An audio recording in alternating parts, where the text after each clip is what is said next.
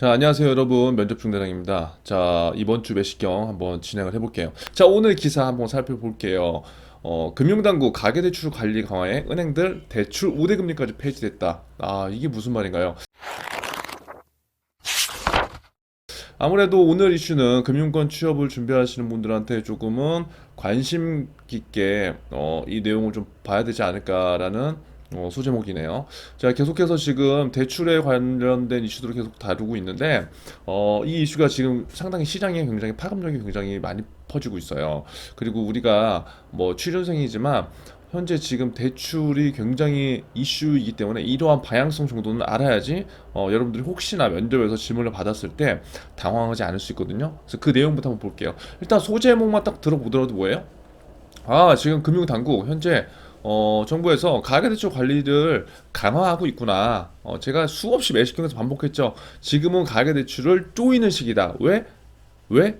가계부채가 계속해서 많아지니까. 많아지면 누가 위험하다? 정부는 가계부채가 너무 많아지면 이건 개인의 문제가 아니라 국가 경제에 굉장히 큰 위험이 될 수 있기 때문에 이런 것들을 관리해야 될 의무가 있다. 그렇기 때문에 정부에서는 어느 때보다 지금 신중하게 이 가계대출의 추이에 대해서 보고 있는 그런 상황이라는 거예요. 그래서 금융당국에서는 은행들한테 어떻게 했냐? 야, 너희 은행들 대출 너무 많이 해주지 마. 너무 많이 해주면 리스크 크다. 그리고 그 지표로서 대출 증가율을 너희 잘 봐야 된다. 대출 증가율이 높으면 너희 절대 해주면 안 돼. 그렇게 됐더니 어떻게 됐어요? 농협은행에서 처음으로 이제 선제적으로 대응을 한 거예요. 거기까지 제가 계속 설명을 잘 들었어요. 만약에 이 내용이 이해가 안 되시는 분들은 매식경 몇 편을 돌려보면 금방 이해를 하실 수 있다. 자, 그래서 현재 금융당국의 기조는 변했다, 변하지 않았다, 변하지 않았다, 쪼이고 있는 상황이다. 그런데 은행들은 또 이런 상황에서 어떻게 하느냐? 대출 우대금리까지 폐지를 하는 상황이다. 우대금리 이제 안 줘. 왜? 금융당국에서 쪼으니까 굳이 은행들이 우대금리를 해줄 필요가 없겠죠. 그래도 대출을 받으려고 하는 사람들이 많다 적다? 많으니까. 수요가 넘쳐나니까. 그러니까. 이해되시죠? 언제든지 이 경제는 수요와 공급의 자연적인 원리에 의해서 시장 가격이 이제 정해지는 거예요. 부동산도 그렇고 주식도 그렇고 마찬가지겠죠. 대출도 그렇고. 자, 그런데 지금 수요가 너무 강한 거예요. 대출 받겠다고 하는 사람 너도 나도 아는 거지. 그러니까 잘 된 거잖아요. 금융 당국에서는 어차피 안 해줄 하지 말라고 그런 거고 은행에서는 굳이 우리가 우대금리까지 줄 필요가 없는 상황이죠. 왜? 사람들이 너무 많으니까. 일단 여기까지만 우리 이해를 하면 됩니다. 자, 그래서 보시면 금융당국이 지속해서 가계대출 관리를 강화하는 가운데 방향성 나오죠. 금융당국은 지속적으로 가계대출을 강화하고 있다, 쪼이고 있다. 왜? 가계부채가 굉장히 심각한 상황이기 때문에 이런 가운데 은행들이 일부 대출 상품의 우대금리를 축소하거나 없애고 있다. 왜 축소하거나 없애고 있다고 했어요? 굳이 우대금리를 주지 않더라도 수요가 엄청난 상황이니까 요런 거예요. 자, 24일 금융권에 따르면 NH농협은 거래 실적에 따라 혜택을 주는 신용대출 우대금리 최대 0.3%를 폐지했대요. 농협만 그런 게 아니겠죠. 아무튼 거래 실적이 많으면 우대금리를 최대 0.3%까지 줬는데 그거를 상관없이 안 해준다 그거예요. 대신 소상공인 컨설팅 수행 기업 에 대해서는 0.1% 우대금리를 신설했다. 그러니까 여기에서 안 주는 대신에 어디로 간 거? 소상공인 관련된 거. 소상공인 컨설팅 수행기업. 이러한 기업에 대해서는 우대금리를 신설했다. 이거는 그 은행들의 또 KPI이기 때문에 우리가 잘 몰라요. 근데 방향성이 아무튼 일반 신용대출을 우대해 주는 것보다 약간 소상공인 관련된 이러한 이슈들로 넘어가고 있다. 우리는 그 정도 흐름만 챙기면 될 것 같아요. 농협 관계자는 신규 대출 관리 차원에서 시행하는 방안이라면서도 이 외에도 지점별로 신용대출의 한도를 부여하는 방법 등을 검토하고 있다고 농협에서 얘기한 거예요. 우리은행은 27일부터 부동산 담보대출에 대한 우대 금리를 축소하기로 했다. 잘 보세요.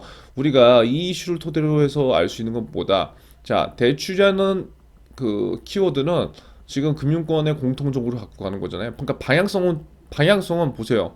쪼이는 거예요, 쪼이는 거.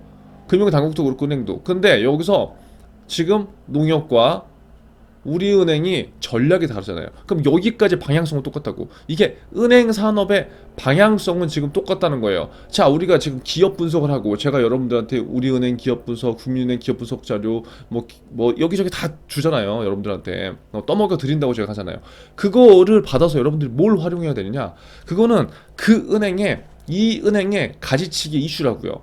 근데 여기에서 지금 말하는 건 뭐다? 대출에 관련된 공통된 이슈잖아요. 은행업을 지금 그 은행업에 포함된다고 한다면 대출에 대한 키워드로 쪼이는 거는 불명한 상황이라는 건데 그 쪼이는 것들에 대한 방향성이 은행별로 전략이 달라질 수 있다. 지금 농협 같은 경우에는 개인 대출 관련돼서 조금 더 쪼이고 소상공인이나 이런 것들은 조금 더 러프하게 풀어줄 수 있는 거고요.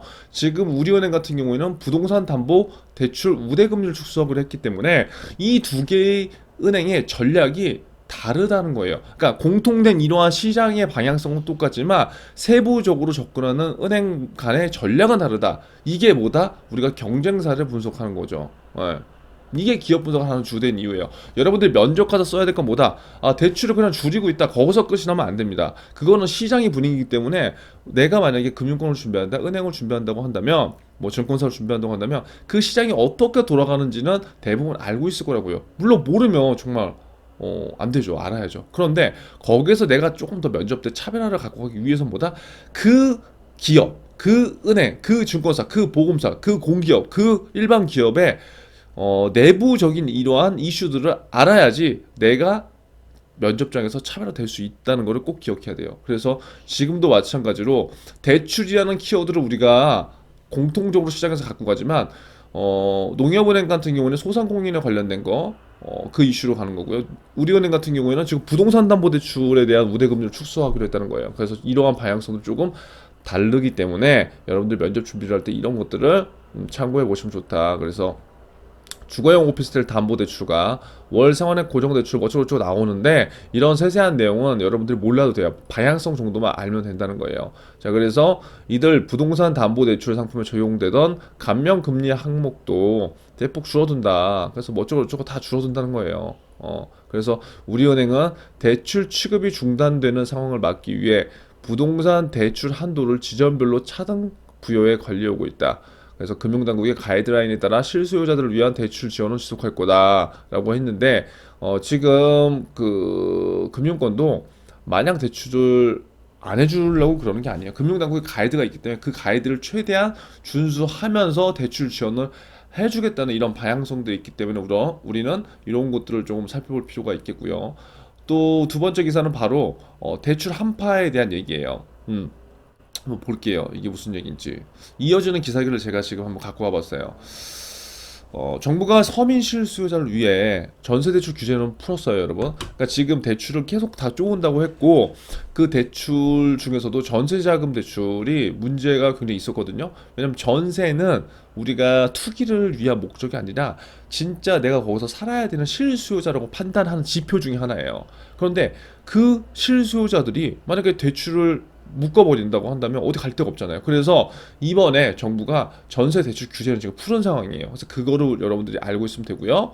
풀었지만 분할 상환 비율을 높이는 등 강력한 가계부채 보완 대책을 내놓을 전망이다. 그러니까 이게 무슨 말이냐면 전세자금 대출에 대한 규제는 풀었지만 예전처럼 그냥 똑같이 LTV의 최대 80%를 해주는 게 아니거든요. 그게 아니라 요렇게 만약에 된다고 하더라도 분할 상환 비율을 갚는 돈을 더 늘린다는 등 강력하게 아무튼 가계부채 보완 대책을 정부에서 내놓는다는 거예요. 전세 대출든 실수요자는 보호하겠지만 가계부채 관리 강화라는 정책 기조는 유지할 거. 그러니까 이전 기사에도 나왔지만 정부의 정책 기조는 지금 대출에 있어서 명확하다는 거예요. 명확해요. 24일 금융당국과 업계에 따르면 금융위원회는 오는 26일 DSR 규제 조기 확대와 분할 상환 및 대출 심사 강화 등을 골자로 하는 가계부채 관리 방안을 발표할 예정이다. 화요일 날 이게 발표가 되네요. 그럼 화요일 날 나오면 제가 그거에 대해서도 약간 여러분들한테 얘기를 해드릴게요. 금융당국 관계자는 처음부터 원금을 분할 상환을 하도록 은행의 분할 상환 비율을 높이는 방안을 추진 중이라고 했는데 현재의 전세 대출은 분할 상환이 아니에요. 원금은 아니고 그냥 이자만 내요.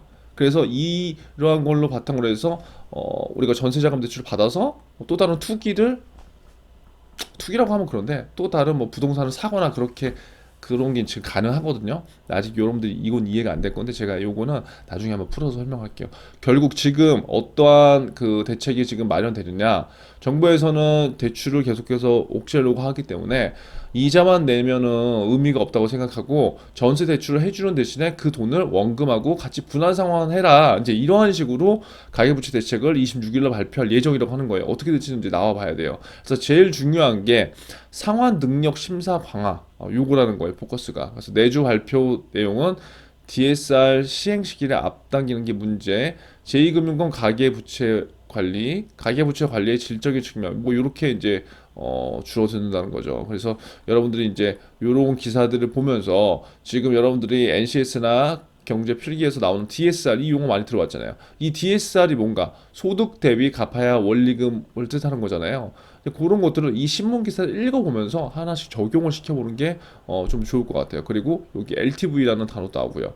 그래서 현재 DSR 규제는 은행권이 40%, 비은행이 60%가 적용이 돼요. 그러니까 비은행이 훨씬 더 많이 받는 거예요. 그러면 돈이 조금 더 급한 사람들은 은행보다 비은행으로 가겠죠. 그래서 이러한 내용을 여러분들이 뭐 샅샅이 알면 너무나 머리가 아플 거예요. 근데 그렇게까지 알 필요는 없을 것 같고 요 기사를 한번 쭉 읽어보면서 대출에 대한 이슈들이 굉장히 중요하고 26일 날 가계부채에 대한 대책이 발표되면 그 내용에 대한 방향성을 한번 다시 한번 보자. 그러니까 그러한 측면으로 한번 내용을 살펴보시면 좋을 것 같습니다. 아무쪼록 여러분 오늘 매시경 이쯤에서 마치겠고요. 오늘 내용 한번 쭉 정리해서요. 여러분들 댓글로 여러분들 잘 남겨주시면은 여러분도 공부되고 다른 친구들도 공부가 되면서 자극이 되고 나도 해야 되겠다 이러한 동창 의식을 분명히 가질 거라고요. 그렇게 해서 우리 하나하나씩 차근차근 해왔으면 좋겠습니다. 자 오늘도 여러분 화이팅 하세요.